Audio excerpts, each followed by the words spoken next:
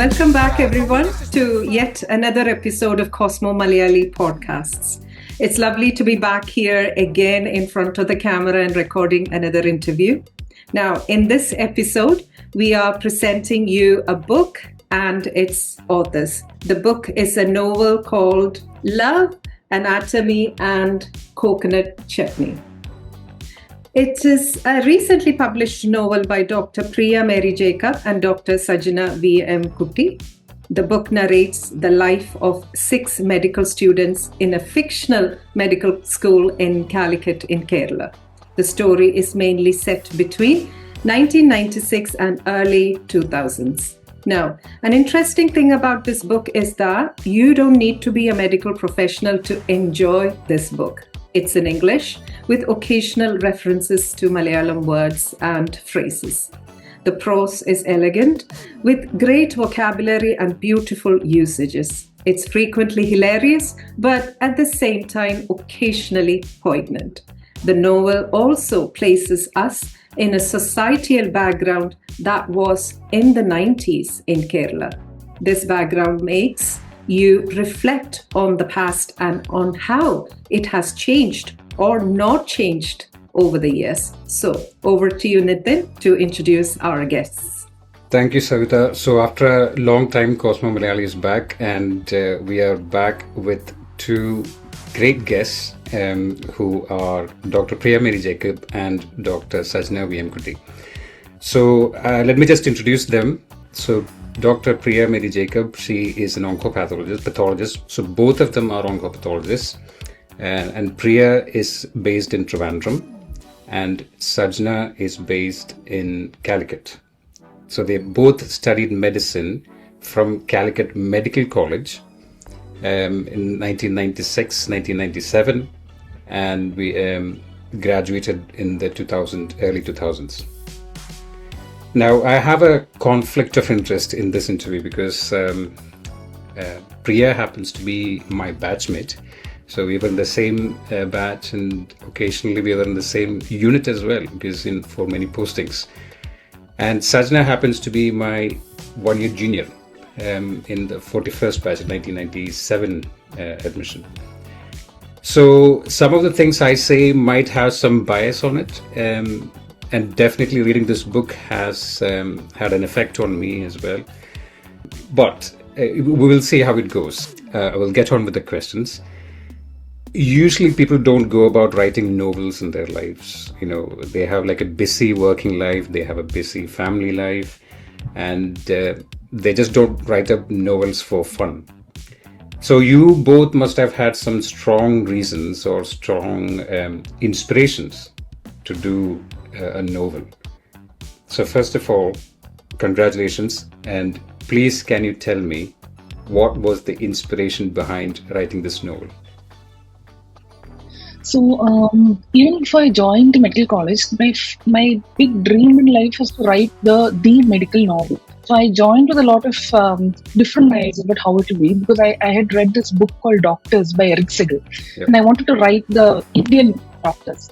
So, but once I joined college, like there was just no time for anything. Like we were totally survival was more important. Yeah. And then after that was post-graduation, marriage, kids. So it's only after my second child was born, during the maternity break, that's when I started, rethinking about why don't I go back to that? So that time my mother had just retired. My mummy was a very good storyteller, and I used to always think the moment she retires, she's going to be the next J.K. Rowling kind of thing. Mm-hmm. But what I felt is that, after retirement, she didn't really get down to it. So then I felt that if I have to write a book, I have to write it now, when I'm in the peak of my, even though I'm terribly busy. So then when I started writing, I found it was quite a Herculean task. Yeah. And then I started thinking whom I can ask to help me, who could, do it with me. So then, Sajna, I didn't know her much in college, but I knew her through Facebook. And, I've interacted with her on 2-3 things. And only through Sajna, I came to know that, my whole world vision changed actually in a lot of matters. Yeah. So then I felt she's the right person. She was initially like, are you crazy? Soon she also got onto it. Okay. We both are the same, naughty wavelength. Naughty that wavelength. Matches. Okay. What about you, Sajna? Yeah, it's pretty much what she said. I have dabbled in a lot of things. I usually go and fall into several projects without actually thinking about it. So I used to draw and I used to write while in college, while in school. But writing a novel is not something that really crossed my mind until Priya contacted me, and I was not so sure about it. I said, "Who wants to read a bunch of funny incidents that happen in medical college?" So she said, No, I think you should do it. And we had a common friend called Celie. She was actually the go-between, and she convinced me, "You have to do this with Priya." And so I thought, okay, we can do anything once in our lifetime. So I said, okay, fine, I'll join you.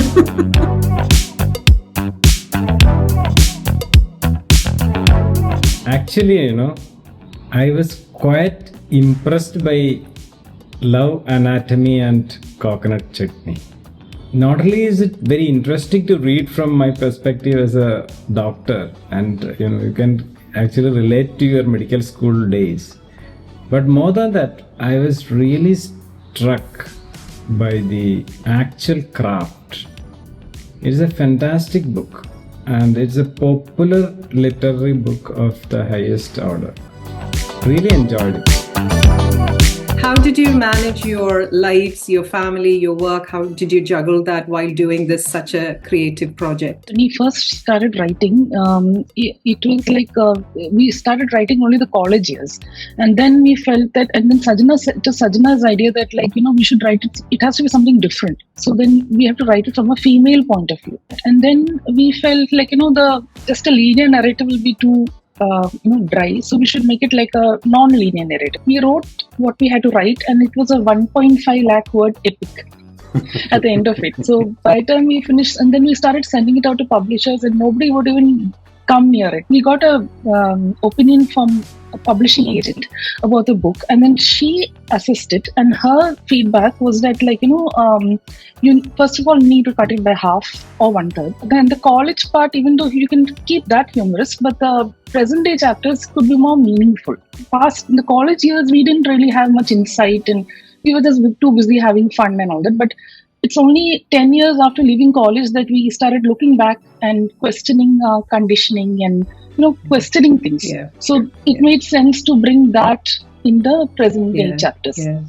Sajna took on the task of bringing down from 1.5 lakhs to 75,000 words. So she worked on it for 1 year, and she brought it into that form. For me, it was very hard. It was like, I was very emotionally attached to it, so I couldn't do it. But Sajna did that. So that was one Herculean task. So And how long did you take in the whole? How long whole did it take? process, 10 years. 10 years. Wow. Yeah. It was a really difficult task. I mean, it was a fun project when it started out. Priya said she wanted to write a book about her various experiences. Most of it was a lot of humorous incidents. And unfortunately, I had no recollection of many of the things that had happened. I think my hard drive got completely erased by the time I left college. And there are a lot of doctors doing books based on their experiences, short stories, like a collection of experiences, anecdotes. So I said it would be very difficult if we did the same thing, because it's there in the market already. We have to think of something else, something that puts the novel apart from others. So that's when I suggested that we write an entire novel and not just a collection of anecdotes. To bring down 1.5 lakhs to around 80,000 is a huge task, and you had to chop off so many parts of it. And sometimes Priya and I battled over it because she didn't want to get rid of certain areas, and I said, "No, Priya, this has to go. It makes no sense if you cut." So it was at that point we sort of realized that if we had some common theme that could tie in all the events, we could make it into a novel. And so for us as two women, it was easiest to write a novel based on the point of view of girls attending medical college and what. Yeah. I think for me, after reading the book, the best thing I felt was the way you've written it in that non-linear fashion, and the way it's come out as a novel. Because I've read a few other books like just anecdotes and incidents. They're quoting little chapters of incidents. So it never felt gave that continuity and something that was tying the whole book together. So I think that stood out for me personally.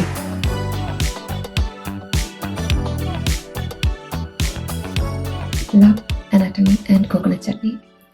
It was such a nostalgic journey, reliving wonderful memories with characters who feel like a mixture of many people whom I know. The showman issue and Daisy Chaco's character stayed with me. One depicting the harsh reality of women's safety, and the other the perfect picture of career compromise versus domestic perfection. The ending, a little bit Bollywoodish, but perhaps a tribute to that era. If you haven't read the book, grab the copy. You don't know what you're missing. And the other thing is that the book is so hilarious at several points and absolutely relatable, because during my undergraduate days, I stayed in a ladies' hostel as well. And some of the incidents you mentioned in that book was so relatable. And you literally took me back to those days. So I wish this book would become a movie one day. And how did you make this narration so humorous? Because there are some serious aspects to it as well as humorous aspects to it. So how did you manage that? Yeah. The humor is from Priya. All of it is Priya. Sajna also. Like, we both have a good wavelength. Like, when you tell a joke, like, she can, we both will add to it and, make it better. Like, we both complement each other, and that part of it is very, we are tuned in. And the other thing is, Priya's batch had a lot of interesting characters, really interesting people. So that created for a lot of incidents. Whereas my batch was a bit more... So when I look back, I always remember Priya. She starts giggling the point she starts saying a gossip to me. She starts giggling, and she had this humor sense right from the very days back. But see, I'm thinking it's been almost more than, or almost just about a quarter of a century since Priya, Sajna and I graduated from Calicut. And I have two questions. It's a two-part question. So the first part is, back in those times, we were kind of in between teenage and adulthood. We were possibly, I'm sure I was, and some of my friends as well, but definitely not as mature as I am just now. I'm not saying I'm mature yet. There were a lot of things that was changing for us. We are trying to build a life on our own. We are trying to get some autonomy from our parents, and we're just trying to figure out what the world is, what the views are, figure out what life is. Let's say some of your characters in the book, do you think they would have changed by now? Or another way to ask is, let's say if those characters are planted right back into that story just now, would it have been different? Not for all of them. Some of them have completely changed. Definitely matured. I think a lot of us have changed completely. We become more mature, we become more evolved, I think, and more serious about life. We still have that same sense of humor, but it's more contained now, I think. Recently, some years back, Rekha had come to Trivandrum, and she met my daughter, and she told her, "Did you know that your mother was the naughtiest girl in the class?" And Rahil was like, "My mother?" She couldn't believe it that way. So we are much more. They cannot believe that that we were also wild at some point of time. What do you think, Sajna? I think a lot of people have changed, and I think it's largely because the world opened up because of social media. So if you take my parents' generation and before that, the way the way knowledge spreads was only through the paper, radio, and then at one point television came along, but it was largely restricted by the government of the country you're in. So it depends on what the government wants to show you, that is what you hear or see. But with social media, it has opened up beyond. So a lot of people are giving their opinions. So I think, people have changed drastically after the social media, internet and all came about. So because of that, I see people who, they've done like 360 degree turnaround on their world view. So that was pretty much my second part of that question was like, do you think the society we live in, has the society changed in the last 25 to 30 years? So I think you got the answer for that. Yeah. Yeah, definitely. In the sense, like girls now, they are not under any pressure to get married immediately, and they are more focused on financial independence. And I don't think they get bullied that easily. Like in our generation, it is different. You are bullied for everything. You are bullied to get married. You are bullied to have a kid. You are bullied to get a job, do your PG, everything. But now it's different. The girls know what they want. They straight away they are like nothing doing. You're not getting married now. We'll get married at our own time. That difference is there.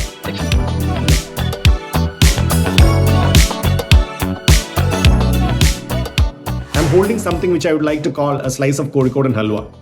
I had bought this book around 3 months back, but I must confess after the first chapter I kept it aside. I thought the topic was too girly and there were too many characters popping up. I started getting confused. But 2 days back, I started reading all over again, this time with a pen and paper by my side. But by the end of the 3rd chapter, I could do away with the notes because I knew all these people. I had seen them during my college days. And that actually landed me in trouble in the second half of the book. People who have read the book will know what point I'm exactly talking about. The book takes a non-linear narrative. There are a lot of events happening in 1996, some of them in 2016. The 96 chapters end with a lot of loose ends. But by the end of the book, they knotted everything perfectly. There was not a single void which was left empty. And they claim that this is happening in Calicut Institute of Medical Science in the batch of 1996 and not in the 40th batch of Government Medical College, Calicut. But it's more like a cigarette packet warning. You know it and I know it. What's happening and to whom it's happening. Again, on a serious note, the novel presents important topics that are socially relevant. And books like these help the society to examine its customs, values, culture, and ethics, isn't it? Now, it's likely that there is a group of people who deny many issues and may be resistant to some of these changes and oppose these societal changes. And so, have you had any similar responses or backlashes after the book was published? Backlashes, not much. Most of the people who have read our books are still in our medical college friends and family circle, so they will be too polite to to actually come out and say I didn't like this, I didn't like that. But there are people who have made some comments. But after all, everybody is entitled to their opinion. So even if we ruffle a few feathers, it's fine. If we are able to change the opinion of at least 2 or 3 people, I would say that's a good thing. If 2 or 3 people agree with what we have written, then that's fine. I mean, we changed their opinion. I think my aunt was angry with me. She was like that in Zara, that Bindi incident and all. So she was really mad at me, and she was like, people are going to think that you did that and all that. So then I said, what makes you think I didn't do that? And she got more angry. I think the one question that both of us faced was, who are you in this novel? Actually, I asked Nithin, are you there? And is Priya there? And then that's when he told me it's like a mixture of people as one of, each character, the 6 girls in the book.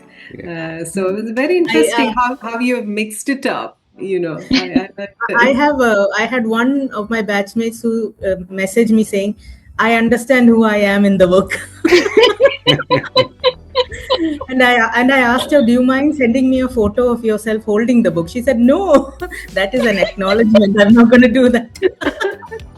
Nithin, I'd like to ask you, how do you feel about your college life experience after having read our book? That's a very good question, right? It's an excellent question, actually.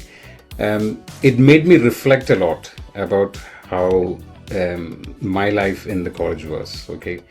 And the first thing I want to say is I definitely still want to relive that time as well. I just want to go back and see, oh, this is what happened. It's not possible anymore. I wasn't aware of many events which are mentioned in the book, and I was quite surprised and sometimes a bit shocked as well that these kind of things happened. And some of the things shouldn't have happened, but it's so brilliant that the book came out, and it just made me reflect about how my life was, or our lives were, in medical school as well. So definitely it made me reflect about that time, and reflect about how I was and I behaved to my environment at the time as well. So yeah, it was great reading the book. Yeah. So you have written something that is pretty much indexed as a novel for future generations to come. Okay. And you could very well say that the novel is your legacy, right? So how do you feel about it? And the second part of that question is, like, do you have any plans for a future book? Writing is a humongous effort. That's one thing we learned from this. So, like, writing a book again, maybe you'll give it a gap of maybe a year or something, and then think over it. Like, we keep having these ideas, like, what about that? What about this? You could write like this, but we just give it some time, and then we'll think over it. But I feel good about it. That it's come out, and it's everyone has read it, so it feels nice. Good. Yeah, I think maybe after our children are off to college, we'll be a little more free. Much of the problem is, of course, after coming back from work, sitting down to write, your children want your attention, you're not able to give it to them. That is the saddest part, because I remember being so engrossed in the novel that when my son comes and, Mama, I would get so irritated, and I know it's not fair on him because he's seeing me after 8-10 hours. So that was the hardest part of writing the novel, not having enough time for everyone. But I think definitely your son would appreciate it once he's grown up, and when he looks back at Mama, I think he'll be proud. No, he's very proud of me even now. He says, you come and meet the father in my school. He will ask you to bring your novel and sell it in the school. He says, I want commission for selling it. What about you, Priya? Rahil and Becca, have they mentioned anything? Or yeah, Rahil, right from the beginning, she was very interested, and she used to, without me knowing, she would be reading it and be most amused and all that. Becca is not much of a reader kind of person. She's more creative and into dance and all that. So she just read the glossary, and she was like, Amma, how can you write such things? So that way. But Rahil is very proud, I know that. And all her friends also have read it. Oh, that's very good. I know, because she doesn't say it, but I know it. Oh, well, well done, both of you, from Cosmo Malayali. Thank you. And I think it's time for us to wrap up this chat. Thank you so much, Priya. Thank you so much, Sajna, for coming to this interview. Again, I just would like to say, it's just been an excellent book. I just want to say that, even if you are not a medic or a healthcare professional, you should read the book, because it's not just about medicine, it's about human lives as well. For all the listeners and audience, thank you for watching this, and please subscribe to our channel and follow us, and until next time, goodbye. Thank you so much, and we'll see you soon. Thank you. Thank you. Bye.